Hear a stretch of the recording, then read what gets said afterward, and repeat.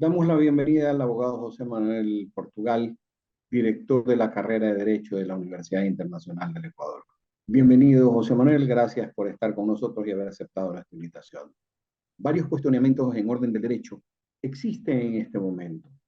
Temas constitucionales, temas penales, tratamiento a los reos, etc. Dentro de esto, adicionalmente, en el campo de la legislatura, existe también ciertas inquietudes sobre el tratamiento que se está dando a las leyes. Vamos a hacer un mapeo rápido dentro del tiempo que nos da la entrevista. Empecemos por el tema constitucional. ¿Qué apreciación tiene usted sobre los dos bloques de preguntas enviadas por el presidente de la República para conocimiento de la Corte Constitucional? Bueno, es necesario señalar de que el tema tiene que ser analizado desde varias perspectivas, desde varias aristas. Uno, obviamente, el tema jurídico, pero también no podemos alejarnos de lo que pasa en realidad en nuestro país, ¿verdad? La situación es una situación bastante atípica en cuanto a al conflicto interno que tenemos con respecto a al alcance que han logrado lastimosamente en la actualidad los grupos narcoterroristas, ¿no?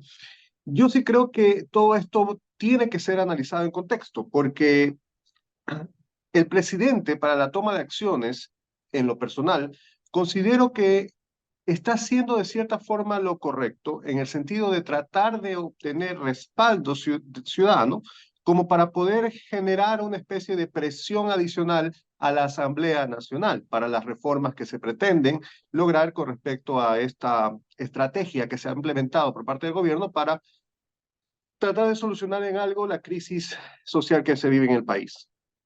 Perdone que la interrupción ciudadana que se consigue podría virarse hacia el otro lado en el caso de que la Asamblea sea la que emita las leyes que quiere o que busca el presidente Noboa, dejándolo huérfano de esa simpatía, de ese apoyo popular que es evidente que busca Noboa para una factibilidad de una reelección.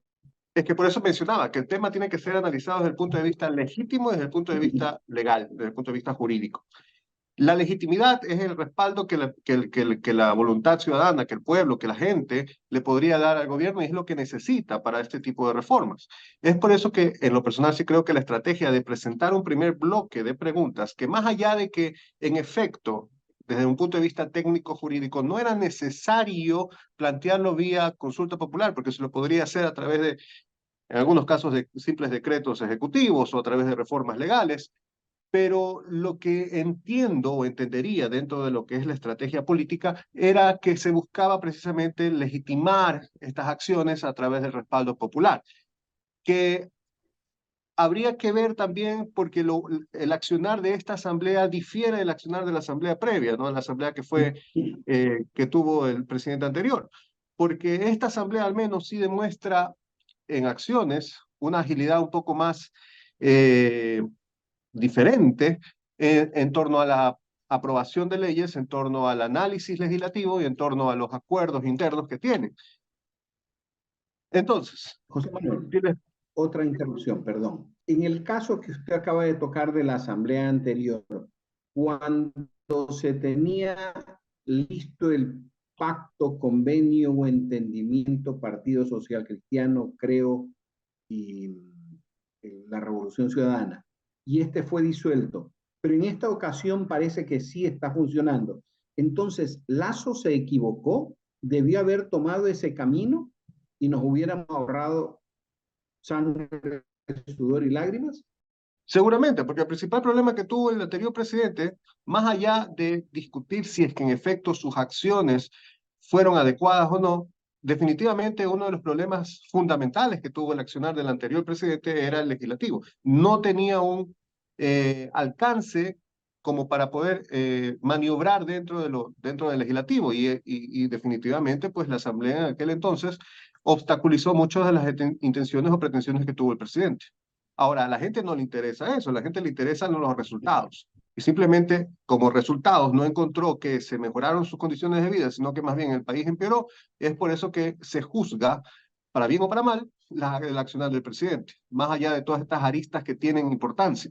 diferente hoy en día. Por ejemplo, si vemos la gestión o respaldo a la gestión del gobierno actual de Daniel Noboa, más allá de que tenga o no tenga experiencia, tenga o no tenga las personas indicadas, de que hagan bien o mal las cosas, sí hay una percepción mucho más positiva en torno a la gestión, precisamente, y va coincidentemente con las buenas relaciones que entiendo existen, al menos aparentemente, con el legislativo, ¿no? Y eso hace que precisamente fluyan ciertas cuestiones. Este tema del IVA que hoy en día se está tratando en la Asamblea, pues seguramente va a marcar un antes y un después también en las relaciones del Ejecutivo con el Legislativo, seguramente, porque ya algunos partidos han anticipado de que no están de acuerdo. Entonces vamos a ver si a partir de ahora en adelante, pues se mantiene o no se mantiene esa aparente buena relación entre el Ejecutivo y el Legislativo, lo cual también es clave para que en el país pues se logren las reformas que se necesitan lograr, porque eso es clave también. Se necesitan plantear reformas profundas, reformas que en el primer bloque de las preguntas, atendiendo a lo consultado previamente, no existían, no había una propuesta de fondo que podríamos decir de pronto generaba así un cambio en lo que es la estructura del Estado, la estructura de las estrategias o las políticas públicas internas en torno a lo que se tenía que hacer, lo cual sí reculó en lo posterior. Creo que escuchó a las críticas, escuchó a la gente, escuchó a los periodistas, a los abogados, a los asambleístas, a los actores políticos, que en efecto se manifestaban de que en ese primer bloque de pronto era innecesario gastar tanto dinero en una consulta popular, pudiendo conseguirse los mismos resultados a través de otras vías más factibles, y a tal punto que se vio la necesidad del gobierno actual de mandar un segundo bloque de preguntas que sí son ya un poco más profundas, ¿no? ¿Qué falta en esas preguntas? Muchísimo. Yo creo que, a ver, yo creo que sí estamos frente a una grave crisis actualmente en el país en torno al tema de seguridad, pero si ya lanzamos una pregunta, yo creo que sí, una consulta popular, perdón, yo creo que sí hace falta ir hacia la estructura fundamental del Estado, en mi parecer, en lo personal. Yo creo que los principales problemas que tiene el país radican en algo tan sencillo como, por ejemplo, el sistema democrático. El sistema democrático hace que nosotros, por ejemplo, elijamos a representantes que hoy en día ejercen los cargos de asambleístas y de pronto no están capacitados para ser asambleístas. De pronto no son los representantes más idóneos que tenemos, que tiene el Ecuador, porque el Ecuador sí tiene una gran cantidad de liderazgo, y sin embargo son ellos porque esa fue la decisión de los partidos políticos en su momento en virtud de la forma en la cual votamos. Y más allá de eso, yo sí considero que uno de los principales problemas que tiene nuestro sistema democrático en sí es el voto obligatorio. Yo sí creo que en el momento de dejar de tener, por ejemplo, un voto obligatorio, hacemos que los políticos puedan construir verdaderas propuestas y no caer en demagogias, en prácticas demagógicas, como para poder obtener la votación de gente que simplemente va a votar por conseguir el papel del certificado de votación, me refiero, pues, ¿no? Y así también, por ejemplo, José Manuel, construir políticas públicas que saquen a la gente de la pobreza, que busquen mejorar la educación, que busquen generar un cambio de cultura, un cambio estructural en nuestra sociedad. Porque hoy en día, si mantenemos el voto obligatorio, a los políticos no les conviene sacar a la gente de la pobreza, porque ahí está la votación masiva que necesitan para ganar las elecciones. Así de estructural José Manuel, deben en algún momento focalizarse los cambios que el país necesita. José Manuel, brincando al caso Metástasis. Este caso Metástasis ha traído y sigue trayendo cola y es más o menos como una novela turca de largo. Sí. Eh, salieron a la luz a través de Plan B, luego de que fueron publicados por la Fiscalía, pero resalta Plan B que hay una conversación entre Norero y Jordán, y en dicha conversación se establece que van a consultarle a RC. ¿Esto podría o cómo jurídicamente podría establecer una vinculación entre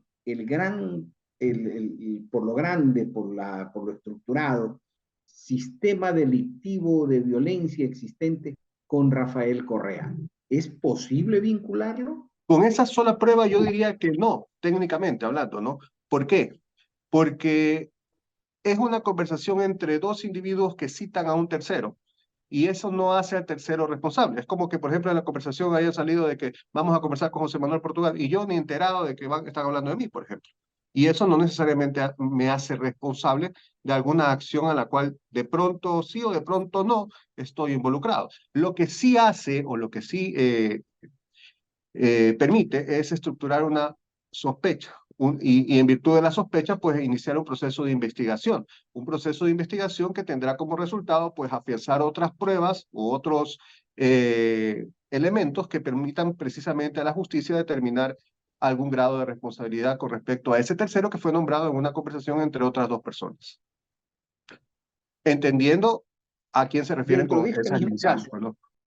se están difundiendo videos sobre las actuaciones de las Fuerzas Armadas.